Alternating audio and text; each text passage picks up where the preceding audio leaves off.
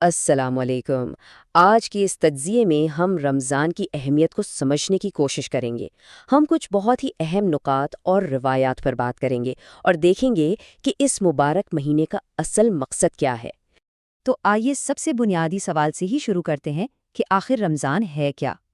اچھا، رمضان اسلامی کیلنڈر کا نواں مہینہ تو ہے، لیکن یہ صرف ایک مہینے کا نام نہیں ہے۔ چلیں دیکھتے ہیں کہ اس کی بنیاد کن چیزوں پر قائم ہے۔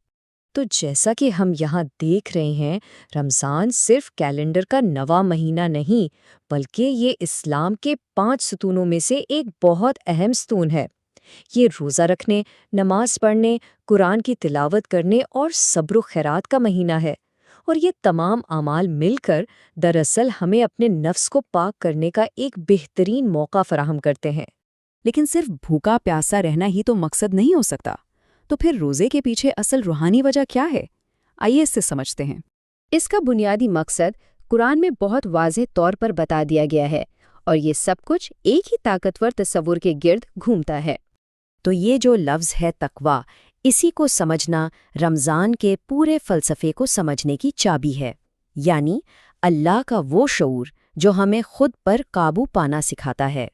ایک حدیث میں روزے کو ایک ڈھال سے تشبیہ دی گئی ہے۔ یہ ایک ایسی ڈھال ہے جو ہمیں نہ صرف گناہ اور غصے سے بچاتی ہے، بلکہ بری عادتوں کے خلاف بھی حفاظت کرتی ہے، اور یہی تو تقویٰ کا عملی مظہر ہے۔ روایات کے مطابق رمضان کی آمد اپنے ساتھ بے پناہ رحمتیں لے کر آتی ہے۔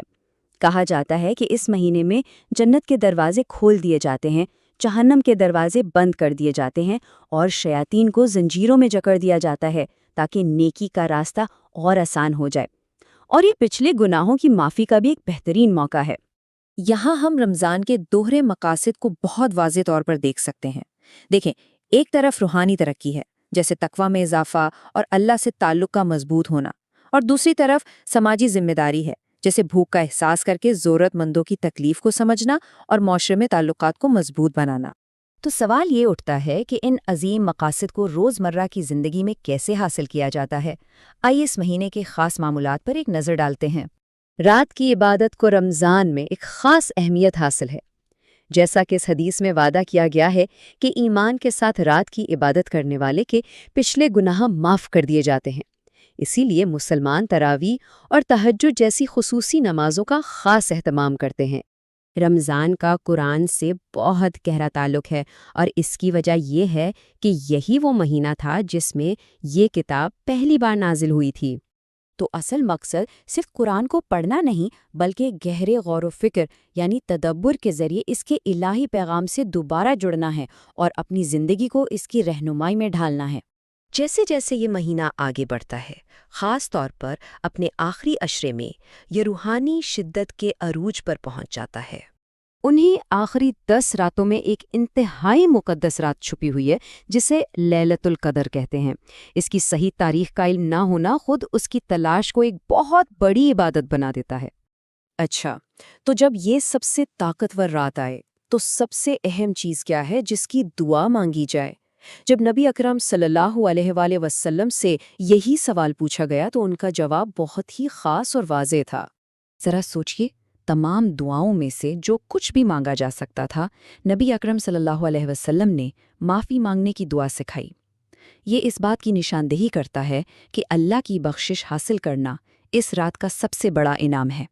تو اس شدید نظم و ضبط اور عبادت کے مہینے کا حتمی اثر کیا ہے؟ اس کا آخری نتیجہ کیا نکلنا چاہیے؟ یہ پورا مہینہ دراصل ایک تبدیلی کے تجربے کے طور پر ڈیزائن کیا گیا ہے۔ یہ صرف ایک عارضی تبدیلی نہیں، بلکہ ایک مکمل اسپرچول ریسیٹ کا موقع ہے۔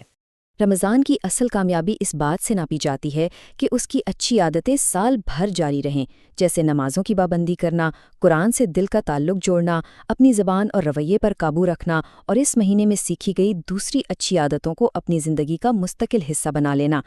تو آخر میں یہ سوال ہمارے سامنے آتا ہے کہ اس ایک مہینے کی ٹریننگ کو، اس کے نظم و ضبط کو پورے سال کی زندگی کو بہتر بنانے کے لیے کیسے استعمال کیا جا سکتا ہے؟ یہی وہ سوچ ہے جس پر غور کرنا